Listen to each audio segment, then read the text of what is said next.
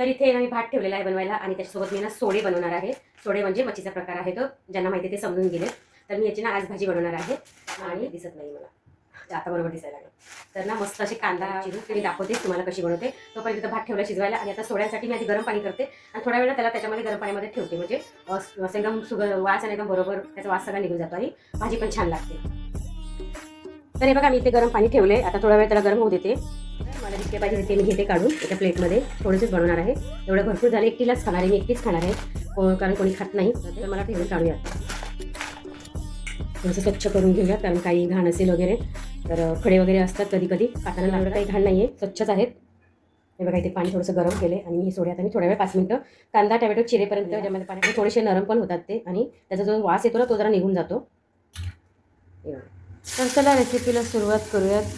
2 कांदे चिरून घेतले, 1 टोमॅटो चिरून घेतला, 2 हिरव्या मिरच्या घेतलेत, कढीपत्ता घेतला आणि अद्रक लसूणची पेस्ट घेतली आणि कढई ठेवली गॅसवरती आणि त्याच्यामध्ये 2 चमचे तेल टाकले आणि त्याच्यामध्ये कांदा परतून घेतला लाल होईपर्यंत.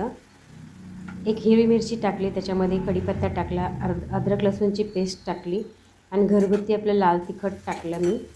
त्याच्यामध्ये ना तुम्ही थोडासा गरम मसाला पण टाकू शकता, मी नाही टाकलेला आहे कारण ऑलरेडी माझ्या घरच्या मसाल्यामध्ये ना गरम मसाला आहे म्हणून मी टाकलेला नाही आहे. तुम्ही थोडासा गरम मसाला तुम्हाला आवडत असेल तर, काही जण जास्त तिखट खात नाहीत तर नाही टाकलं तरी चालेल, मी नाही टाकलेला आहे, मला जास्त नाही आवडत आहे ते.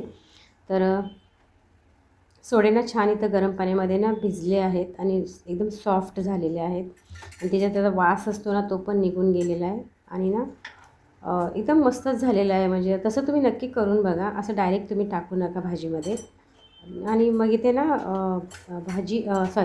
टॅमॅटो कांदा एकदम छान शिजलेला आहे, त्यात ते मसाले जे आहेत ना त्यांनी तेल सोडलेलं आहे, आता छान शिजलेलं आहे, एकदम मस्तच झालेलं आहे. आणि मग नंतर मी हे धुवून घेतलेत सोडे, त्याच्यामध्ये टाकले आणि नंतर थोडंसं सुक्कं खोबऱ्याची मी पावडर टाकली आणि मस्त असं इथं कलर आलेला आहे, तुम्ही बघू शकता इथे. आणि आता इतकी भूक लागली आहे ना मला, असं वाटतं कधी खाऊ आणि कधी नाही. मी काही चाटून वगैरे बघितलेलं नाही आहे पण बघूनच असं वाटते की एक नंबरच झालं असेल. तर आहे ना इथे मी भात घेतला आहे ताटामध्ये आणि मस्त इथे माझ्या स्माईल बघा तुम्ही किती छान दिसते. आणि चला तर तुम्हाला मी नक्की ते खाऊन पण दाखवणार आहे, तर तुम्ही ना नक्की करून बघा. हे खूप टेस्टी झालेलं आहे, खूप छान झालेलं आहे, मस्त एकदम. तर कुणाकुणाला आवडतात हे सोडे, तर मला आवडतात खूप, तर मी बनवलं आज आणि खाल्लं. खूप दिवसापासून आणून ठेवले होते पण बनवायचंच लक्षात येत नव्हतं, फ्रीजमध्ये होतं. तर इथे मी एक घास खाऊन दाखवते, एक नंबर झालेला आहे. तुम्ही पण नक्की करून बघा आणि मला कमेंट करून सांगा. नवीन असाल तर चॅनल सबस्क्राईब करायला विसरू नका, लाईक करा, शेअर करा. तर चला भेटूया नेक्स्ट व्हिडिओमध्ये, तोपर्यंत चला बाय.